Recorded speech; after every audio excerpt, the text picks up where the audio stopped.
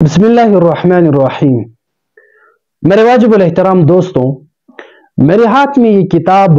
فضائل اعمال کی کتاب ہے اور ہر انسان اس کتاب کو سمجھتا ہے کہ یہ کتاب کس قسم کی کتاب ہے۔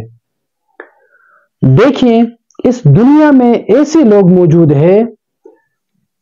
جو نہ تو خود دین کا کام کرتے ہیں اور نہ پھر کسی اور کو دین کا کام کرنے دیتے ہیں۔ اسی طرح ہمارے وادی کالام میں بھی ایک بہت بڑا فتنہ پیدا ہوا ہے، جو جگہ جگہ پہ منبروں پہ چڑھ کر لوگوں پر کفر کے فتوے لگاتے ہیں اور کسی کو برا بالا کہنا، کسی کو کافر قرار دینا اور تبلیغی جماعت کے خلاف دن رات بولنا، یہ ان لوگوں کا مشن بن چکا ہے۔ مراد میری یہ ہے کہ جماعت اشاعت التوحید و سنہ یعنی پنجپیری جماعت کے نام سے جو لوگ جہاں بھی رہتے ہیں وہاں وہ فتنہ اور فساد پیدا کر دیتے ہیں۔ آج اسی کتاب کے بارے میں اگر کہا جائے تو پوری دنیا میں، صرف پاکستان نہیں بلکہ پوری دنیا میں، عرب و عجم میں اگر دیکھا جائے تو 3 کتابیں ایسی ہیں جو کثرت کے ساتھ پڑھی جاتی ہے۔ نمبر 1 کتاب اللہ یعنی قرآن مجید، زیادہ لوگ ان کو مطالعہ کرتے ہیں اور پڑھتے ہیں۔ نمبر 2 بخاری شریف، جن کو لوگ زیادہ پڑھتے ہیں۔ نمبر 3 فضائل اعمال کی جو کتاب ہے، یہ دنیا میں زیادہ پڑھائی جانے والی کتاب ہے۔ یہ کتاب ہر مسجد میں ہوتی ہے اور اس کا درس ہر مسجد میں تبلیغی حضرات دیتے ہیں۔ لیکن افسوس سے کہنا پڑتا ہے کہ ہمارے وادی کالام میں پنجپیری جماعت کے جو لوگ ہیں، علامہ خضریات کے جو شاگرد ہیں، انہوں نے کئی دن پہلے وہاں پر ایک مسجد میں بیان کرتے ہوئے جماعت اسلامی کا جو لیڈر ہے سراج الحق صاحب اور جمعیت علماء اسلام اور علماء دیوبند کا جو نمائندہ ہے امام انقلاب حضرت مولانا فضل الرحمان صاحب، اور پوری دنیا میں تبلیغ کا نام روشن کرنے والا اور ان کے ہاتھ پر کئی غیر مسلم اسلام لا چکے ہیں، یعنی حضرت مولانا طارق جمیل صاحب حفظہ اللہ، ان تینوں کے بارے میں پنجپیری جماعت کے جو مولوی ہے انہوں نے کفر کا فتویٰ لگایا۔ اتنا ہی نہیں بلکہ انہوں نے کہا کہ بھائی یہ جو تبلیغی جماعت والے ہیں جو فضائل اعمال کا درس دیا کرتے ہیں اور جو تبلیغ میں نکلتے ہیں، یہ لوگ بھی دین اسلام سے ان لوگوں کا کوئی واسطہ نہیں ہے۔ میں اس ظالم کو کہنا چاہتا ہوں کہ دیکھیں، یہ کتاب آپ دیکھ لیں، اس کتاب کو جس جگہ پر بھی کھولے، مطلب اس کا جو صفحہ آپ کھول کر دیکھیں وہاں آپ کو رسول اللہ کی حدیث ملے گی، وہاں آپ کو صحابہ کا بیان ملے گا، وہاں رسول اللہ کا بیان ملے گا، اور آپ کہتے ہیں کہ تبلیغی جماعت والوں کا دین کے ساتھ کوئی تعلق نہیں ہے۔ پنجپیری جماعت والے اتنے خبیث لوگ ہیں کہ بریلویوں کو یہ لوگ کافر کہتے ہیں، غیر مقلدین کو یہ لوگ کافر اور خوارج کہتے ہیں، دیوبندیوں کو یہ لوگ کافر کہتے ہیں، اور دیوبند کے علماء کی نمائندگی میں یہ کام کرتی ہے تبلیغی جماعت، ان پر بھی انہوں نے کفر کا فتویٰ لگایا۔ اور دیکھیے دنیا میں جتنے لوگ ہیں جماعت اسلامی والے سمیت تمام لوگوں کو آپ لوگوں نے کافر قرار دیا، تو پھر مسلمان کون ہو گیا؟ ہمیں تو قرآن سے یہی پیغام ملتا ہے، رسول اللہ کی حدیث سے یہی پیغام ملتا ہے، صحابہ کرام کے اقوال سے یہی پیغام ملتا ہے کہ غیر مسلموں پر کوشش کی جائے، ان کو اسلام کی طرف لایا جائے، اور آپ لوگ مسلمانوں کو اسلام سے خارج کر دیتے ہیں، فارغ کر دیتے ہیں۔ اسلام تو ہمیں درس دیتا ہے کہ لوگوں کو اسلام کی طرف لائیں، اور آپ لوگ اسلام سے لوگوں کو خارج کر کے کافر قرار دیتے ہو، عجیب بات ہے۔ اور پھر نام توحید کا لیتے ہو اور کام شیطان کا کرتے ہو، نام توحید کا، کام شرک کا، نام سنت کا اور کام بدعت کا، نام اللہ کا رحمان کا اور کام شیطان کا پنجپیری جماعت والے کرتے ہیں۔ عجیب منطق ہے۔ دیکھیے دوستو، یہ جو کتاب ہے جہاں پر بھی آپ اس کو کھولو گے تو وہاں پر رسول اللہ صلی اللہ علیہ وسلم کی حدیث آپ کو نظر آئے گی۔ رسول اللہ کی حدیث کے علاوہ کچھ بھی آپ کو نہیں ملے گا اس کتاب میں، سارے کا سارا جناب محمد رسول اللہ صلی اللہ علیہ وسلم کی احادیث اس کتاب میں موجود ہے، صحابہ کے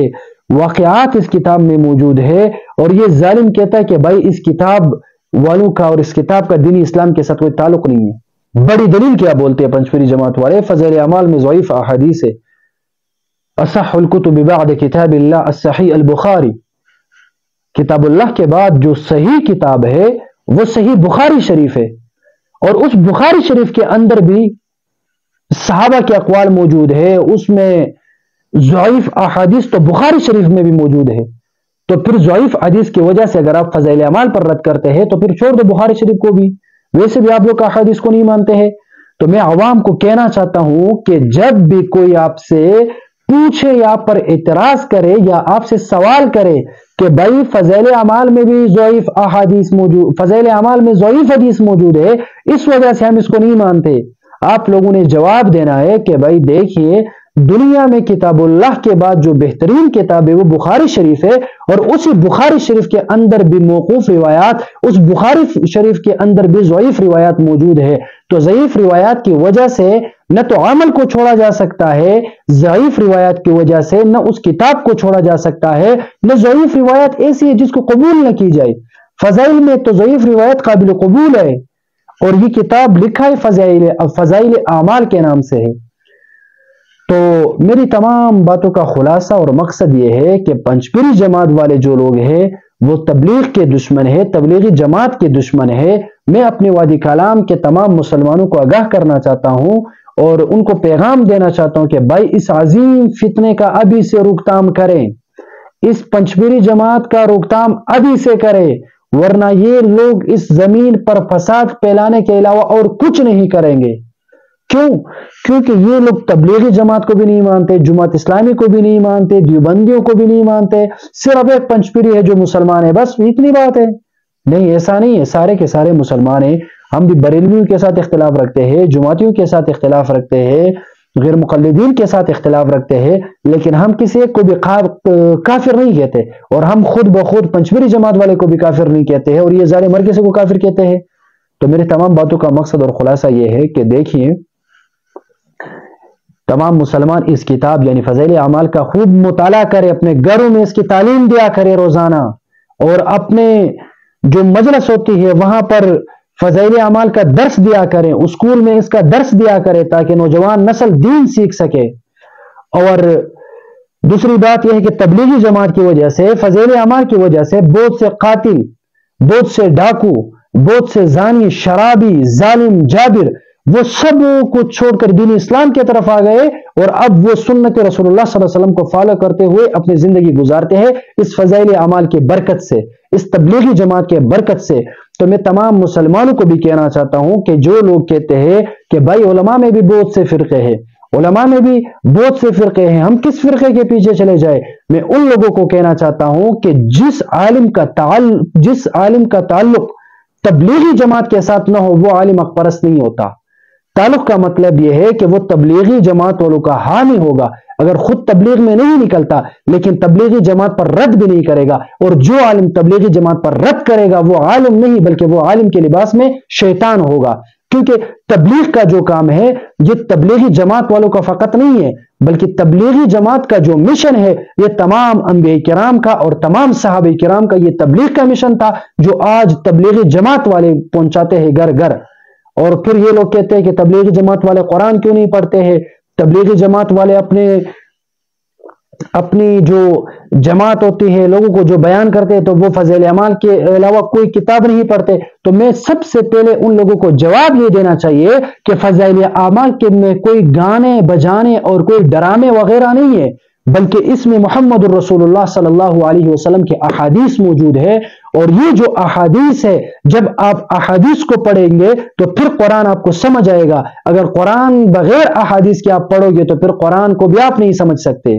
تو اسی وجہ سے تبلیغی جماعت والے جو لوگ ہوتے ہیں وہ فضائل اعمال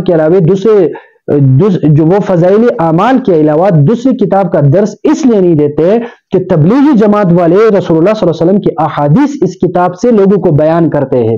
اور قرآن بیان کرنا ہر کسی کا کام نہیں ہوتا ہے، نہ ہر کوئی بیان کر سکتا ہے۔ تو اسی وجہ سے تبلیغی جماعت والے جو ہے وہ رسول اللہ صلی اللہ علیہ وسلم کا پیغام لوگوں کو دیتے ہیں، اور پھر کہتے ہیں کہ بھائی تبلیغی جماعت میں علماء نہیں ہوتے ہیں تو پھر تبلیغ کرنا درست نہیں ہے غیر عالم کے لیے، یہ تو غلط بات ہے، یہ بالکل غلط بات ہے۔ رسول اللہ یہ نہیں فرماتے کہ بھائی آپ عالم بن کر لوگوں کو پیغام پہنچاؤ، نہیں، رسول اللہ فرماتے ہیں جس پر تبلیغی جماعت والے عمل کرتے ہیں، یعنی بلغوا عنی ولو آیا، رسول اللہ فرماتے ہیں مجھ سے لے کر ایک پیغام آگے لوگوں کو پہنچاؤ، چاہے وہ ایک آیت ہی کیوں نہ ہو، ایک چھوٹی سی حدیث کیوں نہ ہو، یہ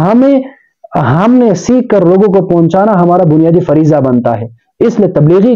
جماعت کا جو مشن ہے وہ بالکل درست ہے، اور وہ انبیاء کا مشن ہے، اور انبیاء کے مشن پر چلتے ہیں، اور جو تبلیغی جماعت کے خلاف ہے وہ دراصل دین اسلام کے خلاف ہے۔ تو میں پنچپیر جماعت والوں کو کہنا چاہتا ہوں کہ اب بھی آپ لوگوں کے پاس موقع ہے، سوچے، فکر کرے، غور کرے کہ آپ انبیاء کرام کے مشن پر رد کرتے ہیں، اس کتاب پر آپ رد کرتے ہیں جس میں سارے کی سارے رسول اللہ کی احادیث موجود ہے۔ اللہ رب العالمین ہمیں اور آپ لوگوں کو سمجھنے کی توفیق عطا فرمائے، اور تمام مسلمانوں کو کہنا چاہتا ہوں کہ اپنے بچوں کو مدرسہ میں داخلہ دلوائیں، تبلیغی جماعت والوں کے ساتھ، دیوبندیوں کے ساتھ، اور اسی طرح ان لوگوں کے ساتھ جو قرآن اور احادیث کو ٹھیک طرح بیان کرتے ہیں۔ اور دوسری بات یہ ہے کہ جو